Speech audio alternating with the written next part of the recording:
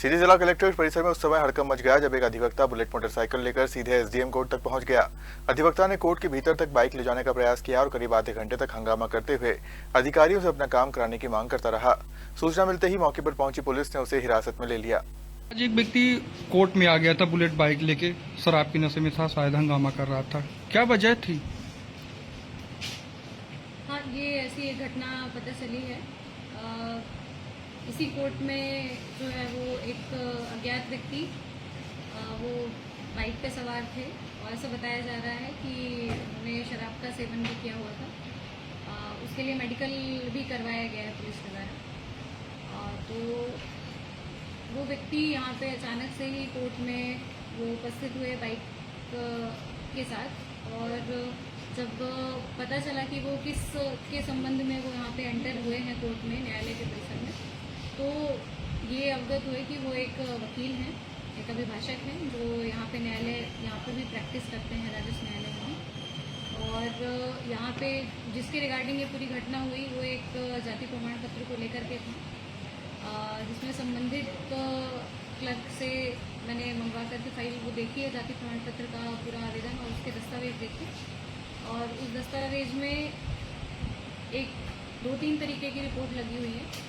उसमें पटवारी रिपोर्ट है और आरआई रिपोर्ट भी लगी हुई है। साथ ही इलाहाबाद के कुछ दस्तावेज लगे हुए हैं, उसमें ट्रांसफ़र सर्टिफिकेट भी इलाहाबाद का लगा हुआ है और कुछ 1-2 और सर्टिफिकेट्स इलाहाबाद के हैं। चूँकि जाति प्रमाण पत्र किसी पुश्तैनी जो निवासी है उसका ही जारी किया जाना होता है, उसको ही जारी होता है, इसलिए जो 1984 के पूर्व का, क्योंकि वो ओबीसी का जाति प्रमाण पत्र था, इसलिए 1984 के पूर्व का दस्तावेज मंगाया गया है। अभी उसकी डेट समाप्त नहीं हुई है। जाति प्रमाण पत्र जारी करने की अवधि नेक्स्ट मंथ की है डेट। उसके पूर्व जांच करके और जो विधि संगत होगा और अगर पात्र होगा व्यक्ति तो उसका जाति प्रमाण पत्र जारी किया जाएगा। अगर अपात्र पाया जाता है तो खारिज किया जाएगा। तो ऐसी एक घटना सामने आई और बहुत ही अनफॉर्चुनेट एक घटना रही है कि किसी व्यक्ति को उनके द्वारा जो है वो बाइक के थ्रू कलेक्ट्रेट परिसर में आना और उनका न्यायालय तक बाइक के थ्रू पहुंचना, और इसके संबंध में टीआई को निर्देशित भी कर दिया गया है और वो संबंधित सुसंगत धाराओं में प्रकरण उनके विरुद्ध पंजीबद्ध भी कर रहे हैं। अभिभाषक द्वारा एसडीएम चैम्बर में बुलेट लेकर घुसने का प्रयास किया गया, वो भी शराब के नशे में। एक मामला सामने आया है। देखिए, अभी ये मामला अभी हमारे संज्ञान में नहीं आया, पर यदि एसडीएम चैम्बर में बुलेट लेके चला गया कोई अधिवक्ता, तो ये थोड़ा पक्ष नहीं रहा है। वहां तो देखिए, वहां कलेक्ट्रेट में कुत्ते, बिल्ली, मवेशी सभी घुसे हुए हैं, और वहां यदि मान लीजिए ऐसा हुआ है तो क्यों ऐसी परिस्थिति बनी और क्या बात रही, हमको जो अभी ऊपरी तौर पर पता चला है, वहां एक बाबू साहब हैं, उनका राजेश साहू उनका नाम, वो विवादित हैं और उनकी शिकायतें समय समय पर मिलती रहती हैं। तो ऐसे विवादित व्यक्ति को पोस्टिंग ऐसे महत्वपूर्ण पद पे बैठा के रखना, ये प्रशासन की गलती है।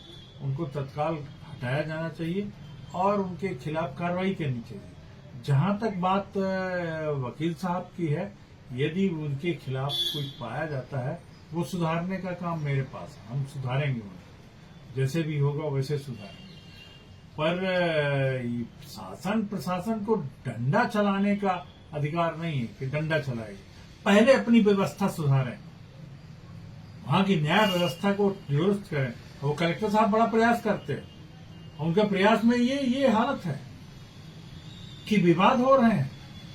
ऐसे बाबू चपरासी की वजह से विवाद हो रहा है, पीठासीन की तरफ से हो तो एक तो दूसरी बात होगी, और इसमें तो गलत लग रहा है। अब वो अभी उनकी वाइफ देख रहा था कि वो कह रही थी कि वो हम नहीं थे, वहां कोई बीसी उसी में थी, कहीं अपना बीसी चल रही थी वहां पीठासीन। और क्या क्या हुआ ये जांच का विषय। हम तो कहेंगे कि पूरी जांच करा ली जाए और पूरे कलेक्ट्रेट में देख लिया जाए कितने बाबू चपरासी ऐसे हैं जो 10-10 साल से 20-20 साल के वहीं जमे हुए हैं। इनको क्या वो इतना फायदा मिल रहा है, चारागाह बना के रखे हुए, सबको गरीबों को किसानों को शोषण कर रहे हैं।